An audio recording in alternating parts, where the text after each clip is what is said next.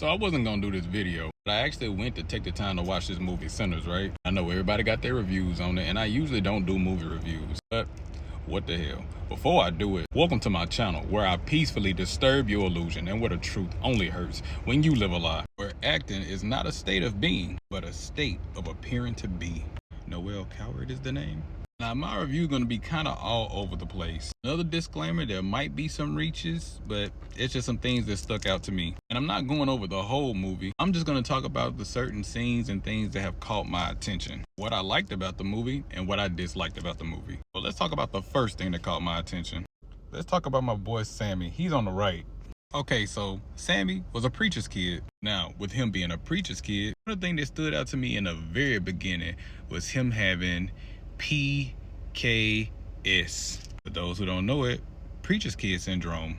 Yeah, that's a real thing. Preacher's kid syndrome, or PK syndrome. This refers to unique challenges and potential struggles faced by children of clergy, especially those in the Christian faith. Some writers suggest that there is a preacher's kid syndrome in which children of clergy reject religion and the church. In the beginning, you can see his father tell him, you keep dancing with the devil's gonna follow you home. With him having preacher's kid syndrome, you can already see he have a rejection to the church.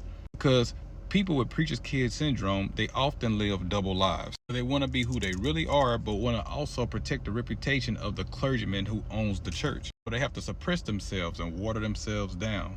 But the only problem with that, when you're forced to suppress yourself, you're going to naturally hold resentment to the things that's causing you to suppress who you really are. You're going to feel like you're in a prison, so to speak. Or did I say that right? Anything causing you to suffocate who you really are, you're going to naturally have a resentment towards that thing you're trying to protect. You're trying to protect two lives at one. At the beginning of the movie, spoiler, you're going to see the after effect of everything before the movie gets started. No way of saying without saying, you wonder how I got here, huh?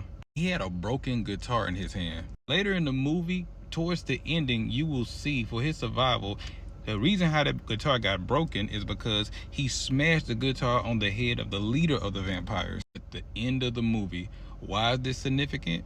If you know anything about most musicians, towards the end of their set, they smash their guitars, they throw it down to the ground. A broken guitar, particularly on stage, can symbolize various things, including anger, frustration, or performance art piece. Guitar smashing on stage is often theatrical, a performance, or showmanship, or tactic, sometimes used to release frustration or symbolize the end of a performance or a phase. It can also be a form of rebellion or intentional act of chaos. Might be a reach, but when he smashed the guitar on the vampire's head, the way I perceive it is that was his way of closing the show with the frustration, the chaos. It was in a way of an expression. Another thing that stuck out to me is how the vampires praises Sammy's talent. They want Sammy. Claims that vampirism offers immortality, freedom, and freedom from racism. Kind of the same thing you promise when you make it into show business. Most celebrities, once they make it, they get the illusion of that. You unalive, your music will live on. You're immortal. Give you an escape from racism. I make it about money now, telling you'll be free, which isn't really true.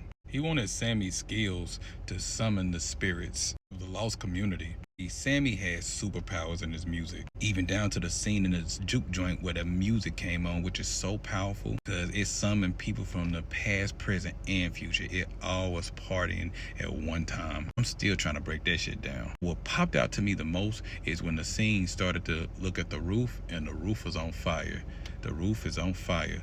We don't need no water. Let the motherfucker burn. Metaphorically, you can see that what it shows in the movie is see the motherfucker burning. I was like, oh shit. The roof wasn't really on fire. That's just what it's kind of showing you metaphorically. You'll see what I'm talking about for the ones who haven't seen it, and you will kind of remember what I'm talking about for the ones who have seen it. We got the twins, Smoke and Stack. Smoke in the blue, Stack in the red. This is where it may come off as a little bit of a reach, so forgive me, but this is why I'm trying to interpret it. I see red and blue. Republican and Democrat. For the longest time, it was known that black people mostly voted Democrat. Forgive me if I'm wrong, but black Republicans was known as sellouts, I think. That's why in the movie, when Stack, the one in the red, got bitten, he converted. He switched over. He was a vampire. He was trying to tell his brother to convert. Be a vampire with me. Smoke refused, and my boy Stack said, motherfucker ain't got no vision. Fo. This video is too long, so I'm finna shorten it a little bit. In the beginning, you will see where the white T-man actually sold them the juke joint. It wasn't a juke joint yet, but Two brothers had cornered him and let him know, like, hey, yo, if we catch any of the clans on our land, we'll unalive them where they stand. He said the clan don't exist no more. At the end of the movie, they came back to unalive the black people and take the joint back because they already got paid for it. But that didn't happen because my boy Smoke, he had all the smoke. See why they call him that now. Another reach, maybe. When he said the Klan doesn't exist no more, it kind of stuck out to me where he was just trying to say racism doesn't exist no more. Yet when they came back, nobody had on Klan suits, but they still did Klan shit. It symbolizes to me that the Klan still exists today. They just don't wear their robes. And without their robes, it's hard to tell who they are. Put Stack and Smoke name together, you'll get Smokestack. Smokestack Lightning, sung by a man named Howlin' Wolf from Mississippi, born in Mississippi, unalive in Mississippi, who also performed in the Mississippi Delta, where the movie take place. Smokestack Lightning is an early 50s Mississippi Delta blues song. Smokestack Lightning means train, but for slang, smokestack means a black person, especially when very dark. For those who don't know what a smokestack is, at the end of the movie, see he got the broken guitar in his hand from the chaos from the previous night. His father said, let go, release yourself from this. Basically telling him, hey, let go of the devil's music and give yourself to God. He chose the devil's music. His preacher kid syndrome wouldn't allow him to do it, plus he's already fully invested. For those who said he didn't sell his soul to the devil, the blues was actually known as the devil's music. The blues was sometimes referred to as the devil's music due to its raunchy lyrics, association with vices, and the environment where it was played. In that moment, to me, choosing the blues over the church symbolizes him selling his soul to the devil. Like the real musician who actually existed go by the name of Robert Johnson. The most famous singer associated with selling his soul to the devil is Robert Johnson. According to the legend, it was said that at the crossroad, he made a deal with the devil in exchange for mastery of the blues guitar. This story became well known as urban legend in music history. Robert Johnson, born in Hazelhurst, Mississippi, died in Greenwood, Mississippi at the age of 27. A traveling performer who mostly played on street corners and juke joints, just like my homie on the right did.